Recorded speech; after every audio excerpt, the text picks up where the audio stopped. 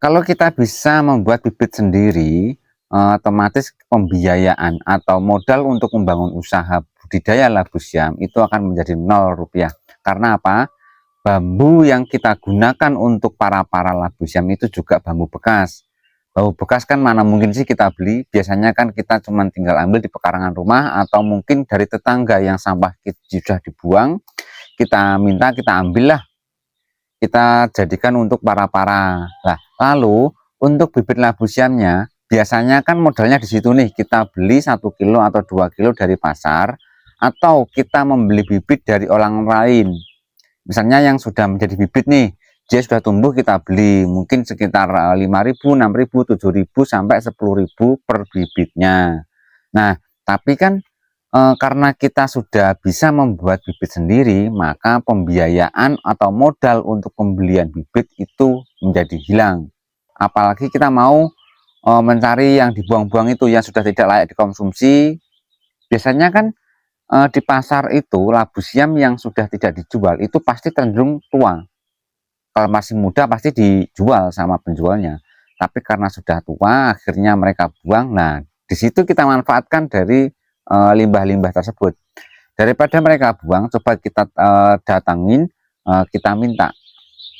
Ya, kalau kita mau memberikan uang, coba saja kita berikan uang, syukur-syukur kalau ia tidak, dia terima. Kalau dia tidak terima uangnya, ya sudah, kita ambil limbah dari labu siam tersebut.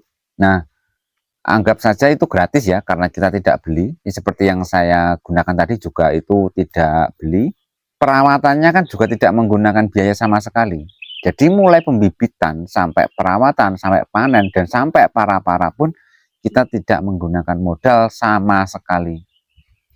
Karena banyak sekali dari teman-teman yang masih bingung untuk bibit labu siam, mungkin video ini bisa menjawab semua pertanyaan dari teman-teman. Karena membuat bibit labu siam itu sangatlah mudah. Kita bisa membeli dari pasar dan juga kita juga bisa membuat bibit dari yang sudah ada. Maksudnya yang sudah tumbuh lalu kita biarkan tua di dalam pohon lalu kita jadikan bibit. Dan untuk konsep metode caranya atau media tanamnya itu menurut saya mudah sekali, karena yang penting ada tanah, ada kompos, dia mau tumbuh.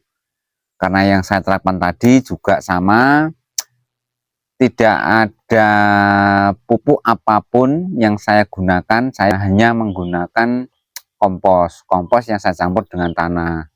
Kompos itu biasanya dari sampah daun dan juga sampah bakar ya, itu saya gunakan untuk media tanam pembuatan bibit. Nah, seperti yang teman-teman lihat tadi, alhamdulillah sudah tumbuh segini besarnya, itu umur 30 hari. Kita hanya modal lahan itu hanya pekarangan rumah. Bagi kita yang tidak mempunyai lahan luas, kita hanya memiliki lahan sempit, ya seperti kayak punya saya ini sekitar 3 kali 4 meter saja sudah cukup lah.